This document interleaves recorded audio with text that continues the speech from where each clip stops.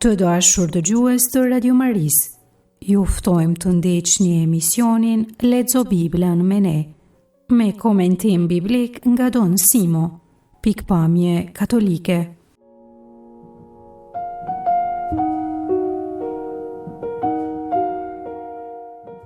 E përfundojmë sot leximin e librit të parë të Samuelit. Do të lexojmë kapitujt 27 deri në 31. Leximin e tekstit e bën Diana Pacolaj nga Zürich në Zvicër.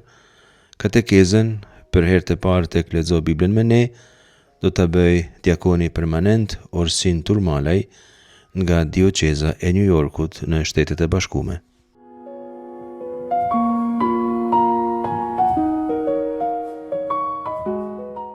Nga libri i parë i Samuelit, kapitulli 27, rreshtat 1 deri në 4. Davidi tha vetë me vete: dikur, një dita një tjetër, do të bie në duar të Saulit. A nuk është më mirë për mua të ikë të shpëtoj në tokën e filistenjve? Kështu Sauli do të mërzitet dhe do të pushoj të më kërkoj në për krahinat e Izraelit. Kështu, pra, do të shpëtoj prej tij. U ngrit pra Davidi e shkoi ai e njerëzit e tij 600 vet tek Akisi, biri i Mauhut, mbret i Getit. Davidi banoi me mbretin Akis në Get, ai dhe njerëzit e tij, secili me familjen e vet, edhe Davidi me 2 gratë veta, Akinoamen prej Jezraelit edhe Abigailen, gruan e Nabalit prej Karmelit. E njoftuan Saulin se Davidi kishte ikur në Get dhe nuk e gjurmoi më.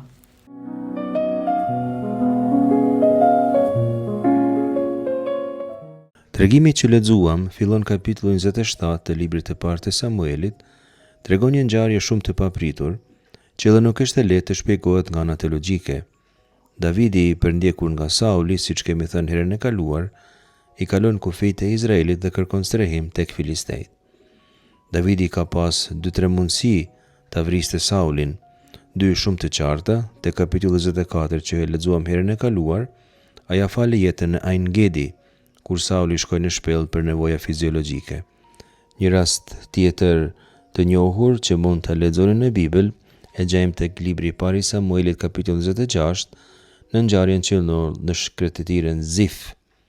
Ngjarjen e Ein Gedi e përshkruam herën e kaluar. Në Zif për herë të parë po e përshkruajmë Sauli niset përsëri në fushat kundër Davidit me 3000 burra si herën tjetër, të zgjedhur të gjithë, dhe kishin ngritur një kamp ushtarak në një kodër të quajtur Hahila në shkretirën Zif. Disa njerëz të besueshëm i treguan Davidit ku ishte Sauli dhe ai vendosi të shkojë natën në kampin e tij të ushtrisë bashkë me nipin e tij Abishai, me djalin e motrës së tij Zeruia, sikur se lexojmë tek libri i parë i Kronikave kapitulli 2 rreshtat 15 deri në 16, por edhe te libri i parë i Samuelit kapitulli 17 rreth 25. Davidi dhe Abishai futen në mes të kampit ushtarak të Saulit gjatë natës. Ata gjenë një situatë jashtëzakonshme. Sauli po flinte në qendër të kampit dhe kishte shtizën e tij të ngulur në tokë pranë kokës, ndërsa ushtria dhe generali Abner po flinin afër tij për ta mbrojtur, sikur se thot libri i parë i Samuelit kapitulli 26 rreshtat 5 deri në 7. Teksti biblik thekson se Davidi në shpellë bashkë me Abishain askush nuk i pa, askush s'diti gjë, askush nuk u zgjua, të gjithë flinin, një gjumë i rënd i dërguar prej Zotit i kishte pushtuar të gjithë. Libri i parë i Samuelit kapitulli 26 rreshti 12. Kur shes Saulin të pambrojtur, Abishai i thot Davidit se Zoti ja ka dorëzuar armikun në dorë. Ai kërkon leje Davidit për ta vrarë. Thot kështu Abishai: tani po e përshkoj me hesht e po e mbërthej për tokë me një të rënë të vetme, të sjell një herë tjetër s'do të kem nevojë. Libri i parë i Samuelit kapitulli 26 rreshti 8. Ai kërkon ndajs leje me vra mbretin Saul dhe e kupton këtë si një mundësi që Zoti vet po ja jep. Mirë po Davidi edhe këtu refuzon ta vrasë Saulin, siç bëri në Ein Gedi. Davidi jam ndalon duke i thënë ruajse e vret, cili shtriu dorën e vet mbi të shuguruarin e Zotit e do të jetë i pafajshëm. Libri i parë i Samuelit kapitulli 16 rreshti 9. Por Davidi ka arsye teologjike për këtë vendim. Ai thot se jeta e Saulit dhe fati i tij përkasin Zotit, por i lë Saulit një shenjë, me rështizën e tij që e kishte ngulur te kryet dhe qypin e ujit që e kishte pranë kokës. Madje nga larg, nga një kodër përballë, bërtiti me të madhe për të zgjuar generalin Abner, u tall me të duke akuzuar se në vend që ta ruante mbretin, kishte fjetur në gjumë. I thoshte kështu: "S'është mirë siç ke vepruar ti, pasha Zotin e gjallë e keni merituar vdekjen që të gjithë ju që nuk e keni ruajtur zotërin tuaj të shuguruarin e Zotit. Tani pra shiko ku është heshta e mbretit e ku është broka e ujit që ishte te koka e tij." Sauli e kuptoi se kishte pasur jetën në rrezik, se në një farë forme me shumë po kujdese për të armiku sekret ajo ushtri që po shoqëronte. Por me këtë autori po thekson drejtsinë e Davidit dhe pa drejtsinë e Saulit. E dim, asesi për asnjë arsye Davidi nuk e kishte merituar vdekjen. Kur Sauli sheh zërin e Davidit dhe sheh shtizën dhe qypin e ujit, Sauli e pranon fajin e tij. Thot: "Këto fjalë kam mëkatuar. Kthehu biri im David, asesi s'do të bëj më keq, meqense sot para syve të tu jeta ime ka qenë e çmueshme. Shihet se kam vepruar marrëzisht e kam gabuar shumë, tepër shumë." Por Davidi nuk ka besim në Saulin. Këta dy nuk do të takohen më asnjëherë. Sauli do të vdes në luftë, siç do ta shohim, kurse Davidi prej mosbesimit që kishte në Saulin, merr vendim të shkojë ndër filistej. Fjalët e para të tregimit që lexuam me sipër kallëzojnë se Davidi ishte lodhur ndoshta një fije prej përndjektjeve të Saulit dhe vazhdon të shkojë atje ku Sauli me siguri nuk do ta kërkonte, në Gat, në qytetin prej nga kishte qenë Goliati në tokën e filistejve. Nuk kishte besim në Saulin, edhe pse ky e bekonte dhe i thoshte fjalë të bukura. Për shembull: "Kam mëkatuar, kthehu biri im David, asesi s'do të bëj më keq, meqense sot para syve të tu jeta ime ka qenë e çmueshme. Shihet se kam vepruar marrëzisht, e kam gabuar shumë, tepër shumë." Libri i parë i Samuelit, kapitulli 26, rreth 21. Një tjetër shembull, tek kapitulli 26, rreth 25. "Qofsh bekuar biri im David, çka do që të ndërmarrësh, faqevar do të dalesh." Fjalë të bukura boll, por asnjë provë nuk ka dhënë mbreti se është penduar. Asnjëherë nuk mund të falet dikush që bën gabim e kur s'ndryshon. Thot se i vjen keq, por në fakt i vjen keq jo për të keqen që ka bërë, por pse është zënë në atë keqe se është diktuar. Nuk i dhime tjetri, por pasojat për veprën e tij të keqe. Davidi e dinte se Sauli, edhe pse po fliste fjalë të bukura, në të parin vrast do ta vriste, kështu që nuk i besoi. Ai shkon ndër filistej, pra, sepse tha në zemër të vet se Sauli do ta vrasë në rastin e parë. Në hebraisht gjejmë shprehjen Vajomer David el Libo. Davidi tha në zemër të vet. Në naratologji, në shkencët biblike, kjo është një teknikë të treguarit që quhet monolog i brendshëm. Në disa gjuhë tjera quhet flukse të brendshme mendimesh. Është rasti kur personi thot diçka në zemër të vet. T'japim dy shembuj të kësaj teknike që tashmë kemi parë. Shembulli i parë është kur Zoti lidh beslidhje me Noehun, pasi që Noehu i kushtoi flin. Teksti biblik thot kështu: Zoti i mori erës së këndshme dhe tha në zemrën e vet, pra erës së këndshme të flisë, nuk do ta mallkoj me kur tokën për shkak të njerëzve, sepse mendimi i zemrës së njeriu është i prirur ka e keqja që prej rinisë së tij. Nuk do t'i ndëshkoj me të gjithë frymorët si bëra. Zanafilla kapitulli 8, rreth 21. Karakteristike për këtë teknikë narrative është se vetëm ne si lexues e dim këtë mendim të brendshëm të Zotit. Askush tjetër nuk e din as personazhet tjerë të tregimit. Një shembull tjetër tashmë kemi parë gjejmë tek libri i parë i Samuelit, kapitulli i parë rreth 13, ku Hanna, nëna e Samuelit, po lutej, por se Hanna fliste në zemrën e vet, luante vetëm buzë e zëri nuk i dëgjohej fare. Kështu Heliu mendoi se ishte e dehur. E dim historinë, por këtu po theksojmë këtë bisedë të Hanna në zemër të vet që vetëm prej Zotit kuptohet si duhet. Nuk është fjalim publik, është dialog i brendshëm, i fshehur nga tjerët, i dukshëm për lexuesin dhe për Zotin. Në beslidhjen e re ishte e famshëm vendimi i Shën Jozefit të braktiste fejuarën e vet. Zojën e bekuar e lexojmë te Ungjilli i Mateut kapitulli i parë, rreth 19 deri 20. Ose mendimi i djalit të humbur, ti thoi babës ta pranoj si shërbëtor. Për shembull, lexojmë tek libri i Ungjillit Lukës kapitulli 15 rreshtat 18 deri në 19, atëherë lexojmë edhe rreshtin 21. Do të çohem e do të shkoj tek im At e do t'i them, o At, rash në mkat kundër qiellit e ndaj teje, nuk jam më i drejtë të quhem yt birë, më prano si një ndër rrogtarët e tu. Atëherë kur shkonte Ati, rreshti 21, biri i tha, o At, rash në mkat kundër qiellit e ndaj teje, nuk jam më i drejtë të quhem yt birë. Pra këtu zbulohet tek rreshti 21 mendimet e brendshme të djalit që i lexojmë te kapitullit 18 dhe 19. Ne i dinim, sikurse lexuesi dhe Zoti i dinte, por askush tjetër nuk i dinte. Këto dialogje të brendshme janë të rëndësishme sepse secili njeri në mënyrë të ndryshme flet në zemër të vet, mendon në vetvete. Nëse mendojmë një pjesë e mirë e lutjes son bëhet në atë formë, në dialog të brendshëm që vetëm Zoti njeh. Është mënyra se si Jezusi na mëson të lutemi. Thot kështu te Ungjilli Mateut kapitulli 6 rreshtat 5 deri në 8. Kur të luteni mos bëni si shtiracak të cilëve u pëlqen të luten në këmbë, në sinagoga dhe në sheshet të rrugëve që t'i shohin njerëzit. Për një mend po ju them u ndan veç me aq problem. Ndërsa ti kur lutesh hyr në dhomën tënde, mbyllë pas vetes derën, e lutju Atit tënd që është në fshehtësi, e Ati yt që sheh në fshehtësi do të shpërblej. E kur të luteni mos e teproni me fjalë të kota, por si paganta, ata mendojnë se do të plotësohet lutja nëse thon shumë fjalë. Mos bëni si ata, sepse Ati juaj e di mirë për çka keni nevojë para se të lutemi. Në këtë moment Jezusi na mëson lutjen Ati ynë në këtë kontekst. Kishte frikë pra Davidi sepse në zemër të vet thoshte e kashel yom echad bejad Shaul. Një ditë do të bie në duart e Saulit. Folja kashal, do me thanë me ra, me u pengu, me u zanë peng, disa herë ka shpëtuar, por se mundësia që një ditë të binte në duart e Saulit ishte e madhe.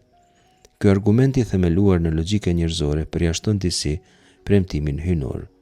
Gati se Davidi duke qenë në ikje të gjatë, kishte filluar të humbë shpresat në Zotin. Është një tundim persekutimi i gjatë, vuajtja e pësuar për një kohë të gjatë, sepse mund të mbjellë dyshime në zemër. Por nga ana tjetër vuajtja dhe persekutimet forcojnë nëse pranohen në mënyrë të virtytshme. Në këtë monolog të brendshëm të Davidit mungon krejtësisht Zoti, ai nuk përmendet.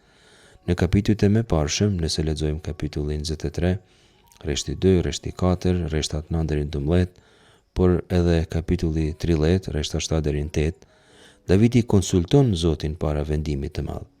Këtu Davidi vendos vetëm dhe logjika e vendimit është logjika e frikës, jo logjika e besimit. Prandaj Davidi shprehet një fije keq. A nuk është më mirë për mua të iki e të shpëtoj në tokën e filistejve? Kjo është pyetje retorike. Përgjigja e kësaj pyetje do të jetë jo David, nuk është më mirë, por në mendjet e tij ishte se ashtu ishte më mirë. Në shqip nuk del qartë nuanca e hebraishtes, ku gjem jo një pyetje retorike faktikisht, por një konstatim që fillon me shprehjen ein tov li. Po lexoj në hebraisht ein tov li ki himalet imalet el eretz pelishtim. Nuk ka gjë më të mirë për mua se të shpëtoj në tokën e filistejve, fjalë për fjalë. Me fjalë tjera, struktura ein tov li nuk ka gjë më të mirë për mua, shpreh një vendim të marrun, a thua se Davidi nuk sheh alternativë. Ai sheh si shpëtim të vetëm strukjen e tij në tokën e filistejve, fshehjen e tij atje.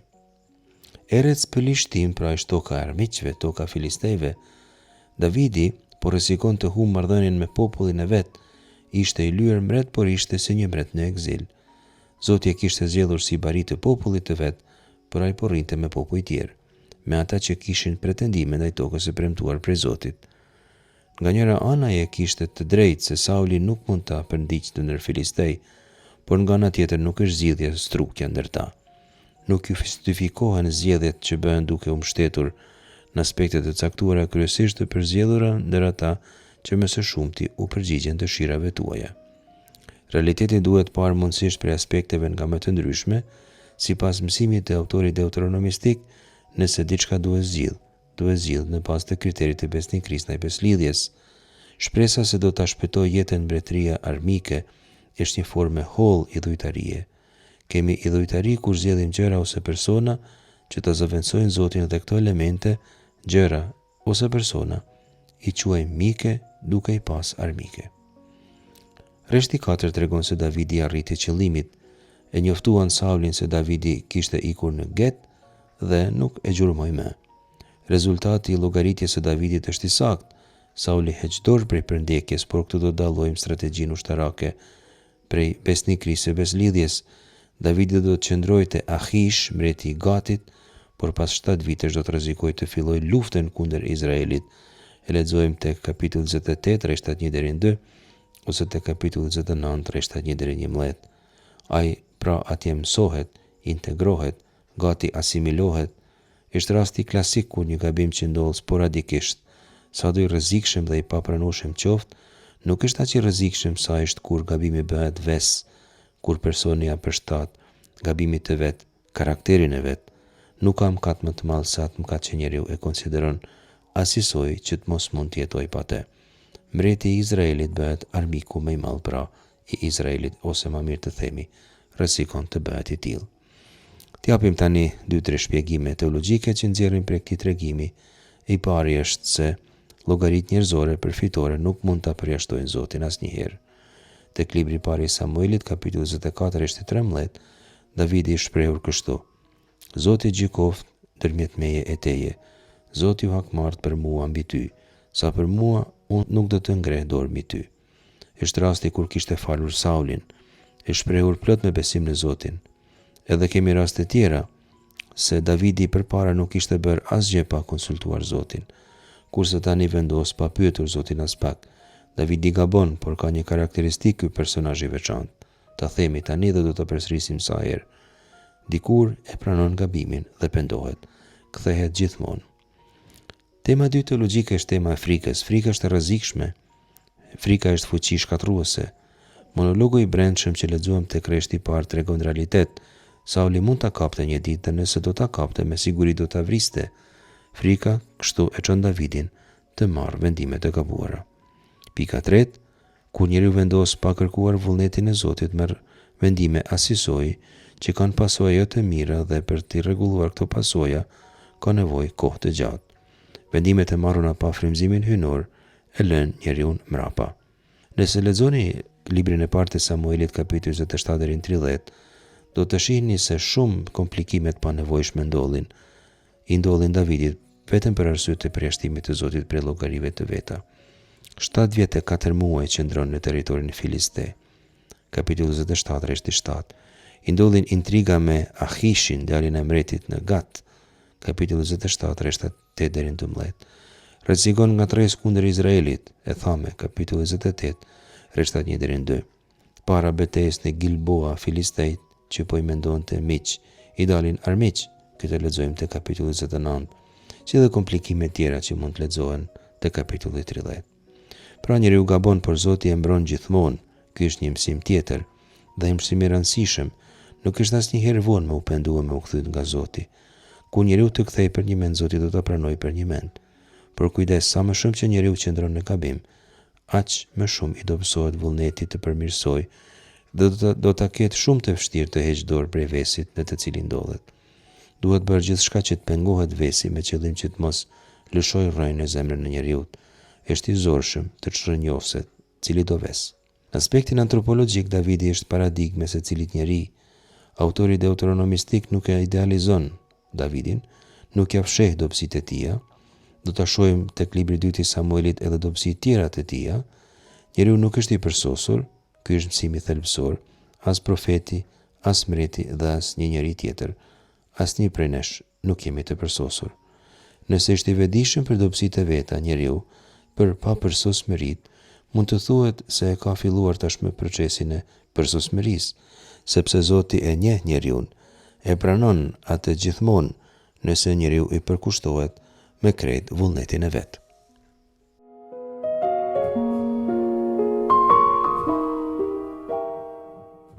Nga libri i parë i Samuelit, kapitulli 31, rreshtat 1 deri në 10.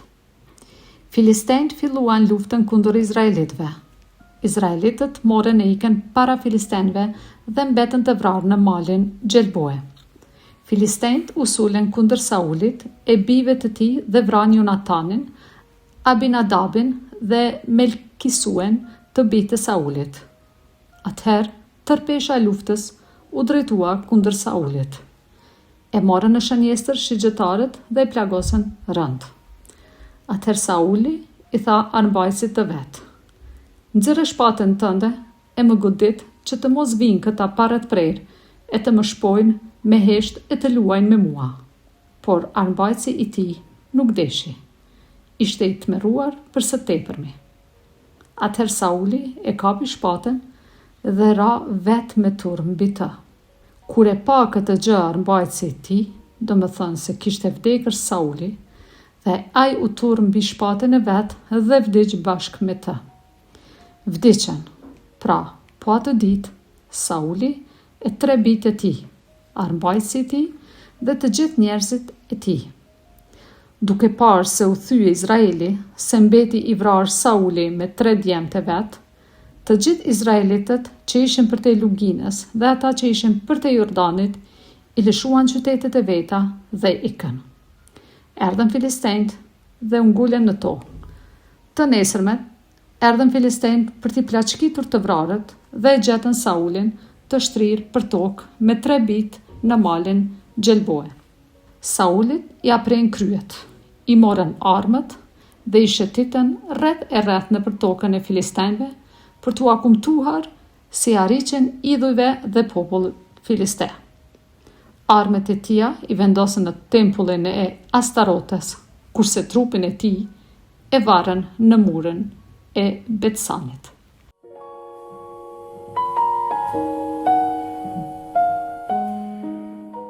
Libri i parë i Samuelit, kapitulli 31, është kapitulli i fundit i këtij libri. Është i famshëm ky kapitull sepse në të tregohet vdekja shumë tragjike e Saulit dhe rënja e plot e tij në dështim absolut.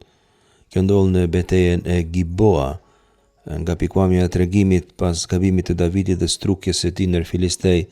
Në kapitullin e 30 lexojmë se kishte rimarrë disa fitore, për shembull ndaj amalekasve Davidi. Ai por i merr veten pasi që ka kuptuar gabimin, por Sauli është në një situatë të keqe në të gjitha aspektet. Prej tij ishte larguar shpirti i Zotit, e lexojmë te libri i parë i Samuelit, kapitulli 13, gjithashtu edhe te kapitulli 16, rreshti 14.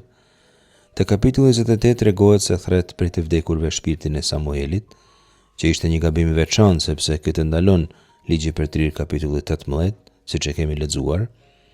As Samueli nuk e vlerëson trazimin e tij prej të vdekurve, ankohet biles pse Sauli e ka thirrë prej të vdekurve. Për fat të keq, në disa tradita tona shqiptare ekziston edhe sot tek kësaj dite praktika e konsultimit të vdekurve. Është një traditë magjike shumë e rrezikshme, sepse njeriu mendon se po konsulton të vdekurit, por ata janë te Zoti. Në vend të tyre mund të përgjigjet dikush tjetër, që nuk po ja përmendim emrin. Ardhja e Samuelit tek libri i parë i Samuelit, kapitulli 28, është vetëm një përjashtim që vërteton rregullin. Nuk është e lejuar të thirrën të vdekurit. Unë shfrytëzoj këtë rast që të bëj një apel që të evitohen të gjitha veprimtaritë magjike, të mos ndiqen mësime që nuk janë fetare, as horoskop, as yje, as eshtra të kafshëve, as hajmalina, as shkrime të demek dietarëve.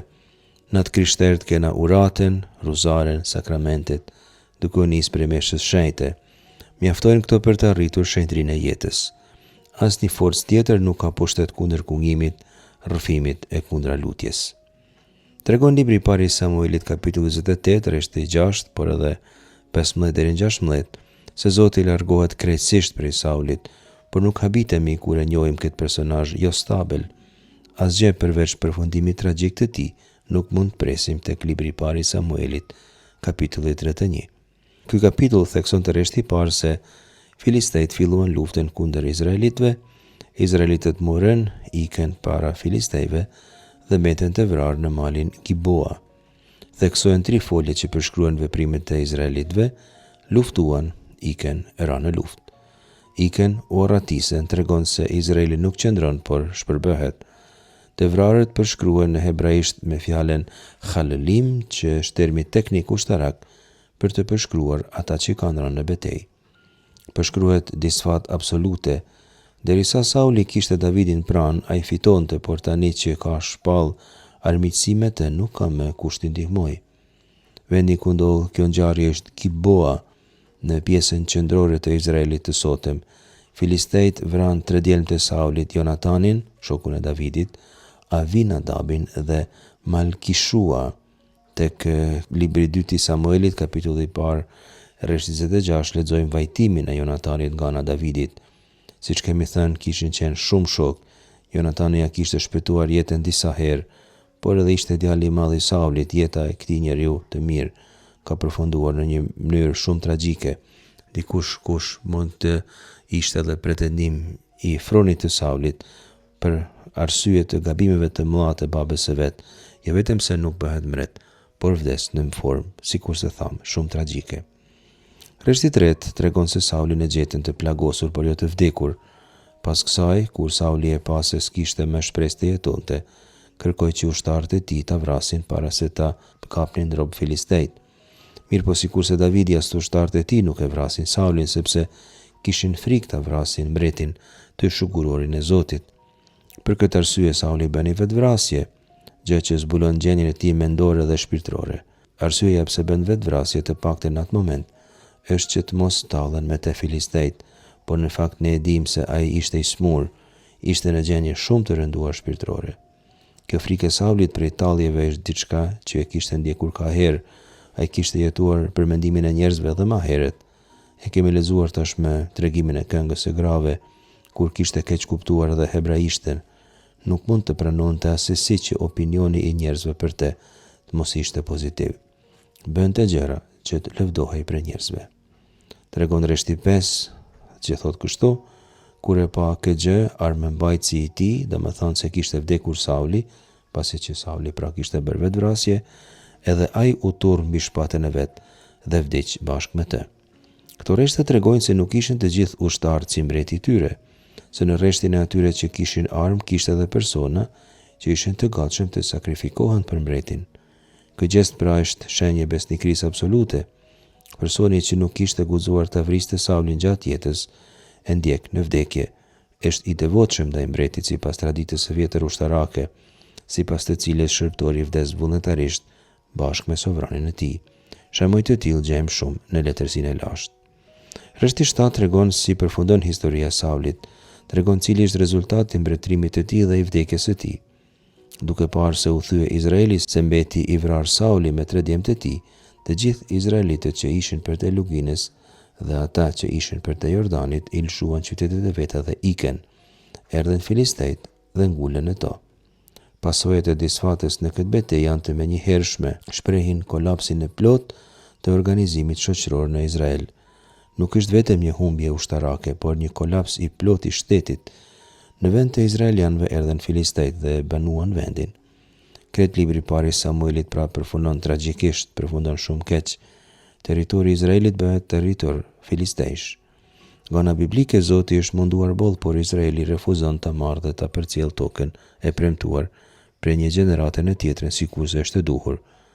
Qysh në fillim të librit të parë të Samuelit, kur populli kërkon mbretin, e deri në fund punë nuk kanë shkuar në formë të dëshiruar.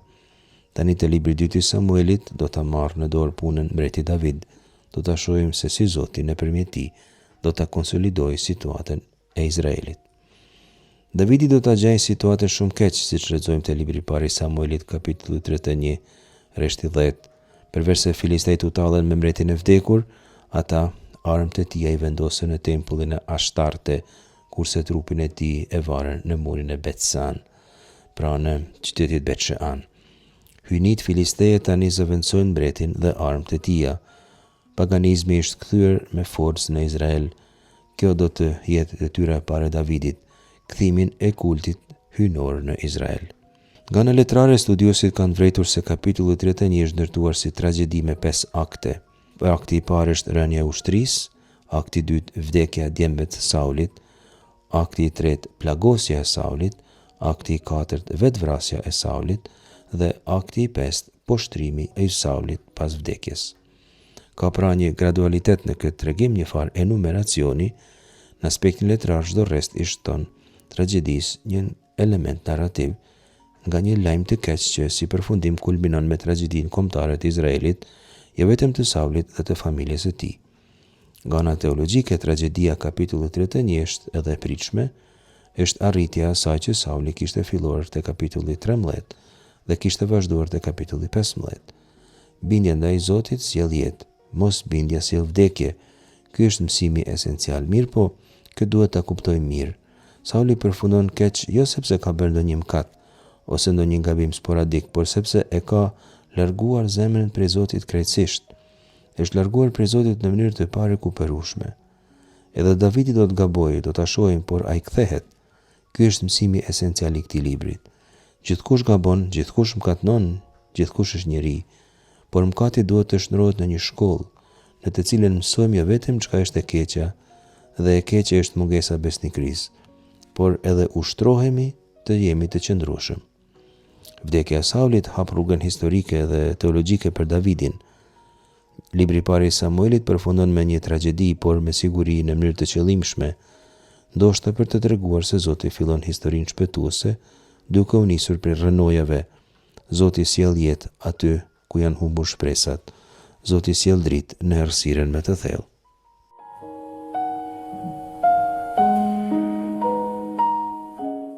Kur njeriu largohet prej Zotit, zemra fillon me u verbu. Shpesh njerëzit e lexojnë beslidhjen e vjetër si histori luftnash, mretnish e tragjedish. Por kisha nuk e lexon kështu. Kisha e lexon beslidhjen e vjetër si histori shpëtimi. Shën Agustini thoshte se beslidhja e re është e mshehur në vjetrën. E beslidhja e vjetër zbulohet në të ren.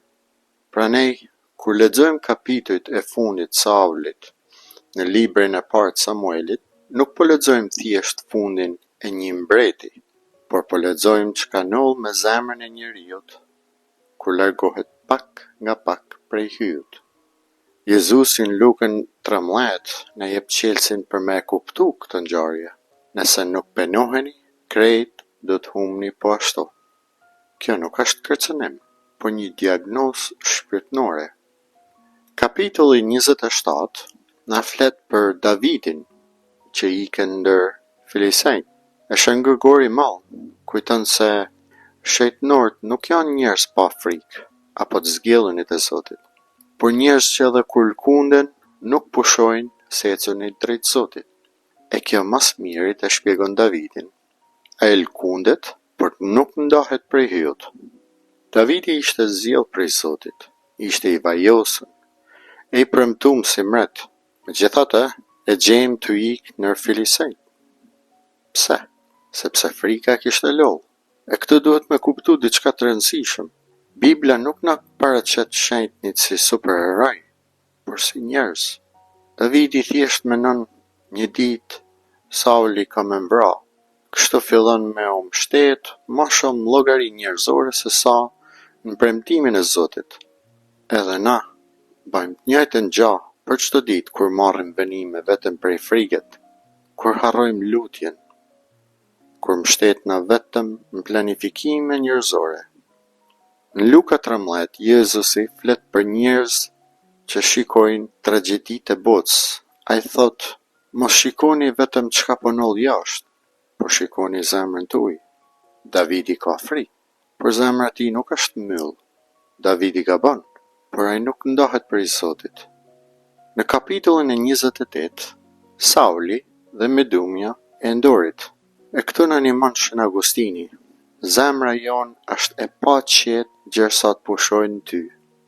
Tragjedia e Saulit është se ai kërkon qetësi kudo tjetër, por jo te Zoti. Ky kapitull është ndër më tragjik. Sauli kërkon Zotin, por Bibla thot se Zoti nuk i përgjigj. Pyetja nuk është a pushoi Zoti s'folëni, por a kishte pushu Saulit një gjumit? Sauli prej kosh kishte refuzu urdhnat, kishte vepru me krenari, kishte ushqy xhelozi, e kishte refuzu penimin. E tash kërkon Zotin vetëm sepse ka frikë dhe shkon te Medumja. Kjo rini është e madhe. Ai që mret dikur kishte nalu magjit, e tash kërkon magjin. Edhe sot, kjo noll kur njeriu largohet prej Zotit, e fillon me kërku supersticione, horoskope, teori e përgjigje të shpejta. Pyetja jonë sot është, kur jam në krizë, kujt i drejtohem mas pari? Kush mundet me ma dhënë zgjidhjen? E Jezusi nuk thot analizoni tragjeditë, ai thot penohuni. Problemi i Saulit nuk ishte mungesa e informacionit, ishte mungesa e kthimit. Në kapitullin e 29 na flet për Davidin që refuzohet prej filistejnëve. Davidi tash gjenet pothuajse në prag me luftë kundër popullit vet. Por filistejnët e largojnë. Në pamje të parë duket humje, por në realitet është mbrojtje. Sa herë në jetën tonë zemnoha pse na myllën dyert, por ndoshta Zoti po na ruan. E prap du me sjellën Lukën 13, Jezusi flet për pemën pa fryt. Pronari nuk e pret me njëherë, i jep kohë. Shpesh, dyert e mylluna janë pikërisht kjo, kohë për kthim.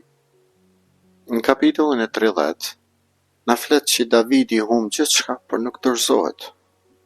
Shënxën Gojart i kujton, nuk është tragjedi me ra, tragjedia është me meti shtrim.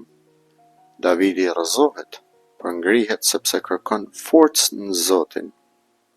E ky kapitull është zemra e krejt tregimit. Davidi kthehet e gjen gjithçka të djegun. Familjet janë marrë rob, njerëzit e tij duhen me vra. E Bibla na thot që Davidi gjeti forcën në Zotin. Kjo fjali është zemra e krejt këtij kapitulli. Jo optimizëm bosh, jo që Davidi besoi në vetvete, e as jo që Davidi gjeti motivim njerëzor, por gjeti mbështetje në hyn. E të njëjtën munena me thonë për Saulin, në anë të kundërt, në krizë kërkon mediumen, Davidi në krizë kërkon Zotin. Këtu qëndron dallimi. Jezusi pyet, çfarë fruti prodhon jeta jonë? Fryti vërtet shifet në krizë.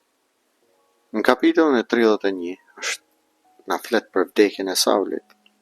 Shënto Makuini mëson se hiri nuk e shkatron natyrën, por e shëron dhe e përsos.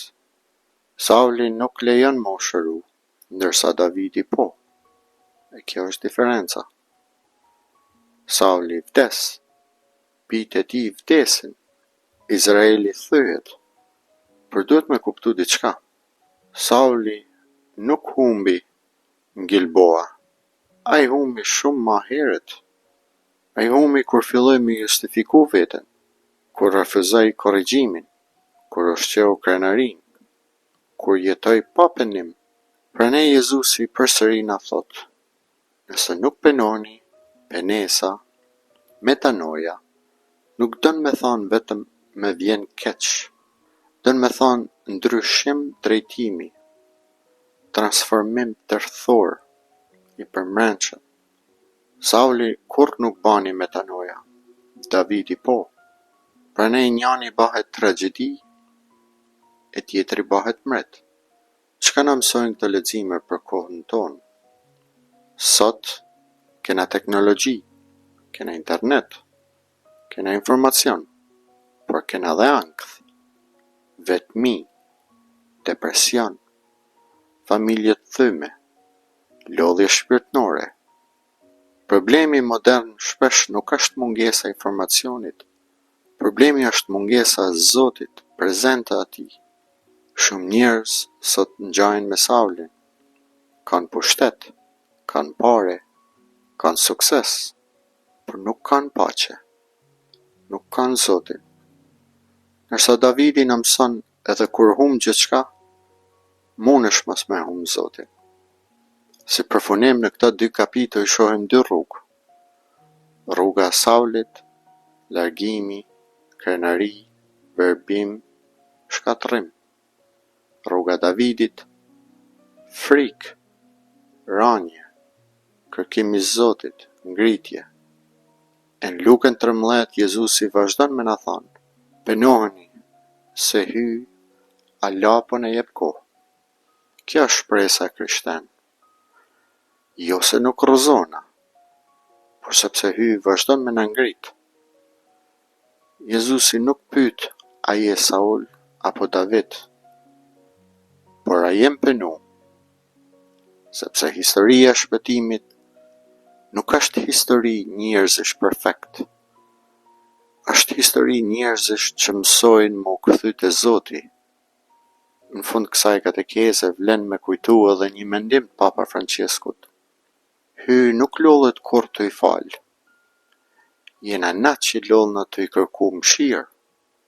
Kjo fjali është ndoshta përmbledhja më e mirë e Samuelit, kapitullit 27 deri në 31.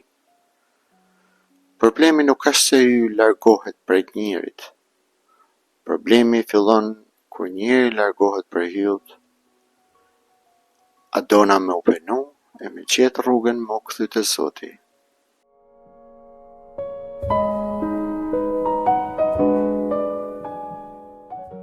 Në takimin e ardhshëm fillojmë leximin e librit të 2 të Samuelit. Do të lexojmë kapitujt 1 deri në 8 të librit të 2 të Samuelit. Janë hapat e parë të dritës që sjell Zoti në historinë e Izraelit. Këshilloj që t'i lexoni këto rreshta me qëllim që t'i kuptoni më mirë. Ne ju falenderojmë përzemërsisht për vëmendjen tuaj. Zoti ju bekoft të gjithëve.